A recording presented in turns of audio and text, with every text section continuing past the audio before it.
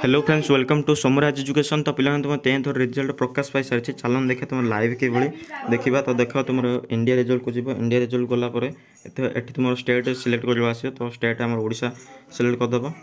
तो सिलेक्ट कलापर तुम किसी वेट करा पड़ो कारण तुम वेबसाइट एवं कौन तुम सर्वर डाउन अच्छे। तो से वेट कर।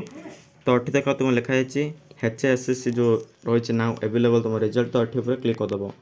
तुम क्लिक कला तुम ये किसी इंटरफेस ओपन हो। तो देख तुम ये क्लिक करदेव। ये क्लिक कलापर तुम ये किसी इंटरफेस आसो। टिके नेटवर्क सर्वर डाउन अच्छे। तो ये वेट कर। वेट कलापर तुम ये किसी इंटरफेस आसो। तो देखिए ये तुम नेम दे पार कि रोल नंबर। तो देख मो नेम दे देखुची। देख तुम नेम देली। तो नेम देली सर्च उपर क्लिक कलापर मत समस्त रोल नंबर एवं कौन फादर नेम एंड ता नेम शो करदेव। तो देख मुझे देखुँ जनकर।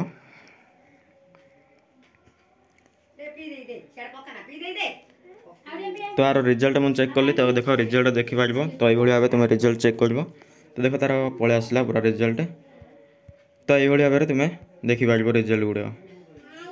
तो यदि वीडियो पसंद लगे तो छोटे लाइक टे कर देवे।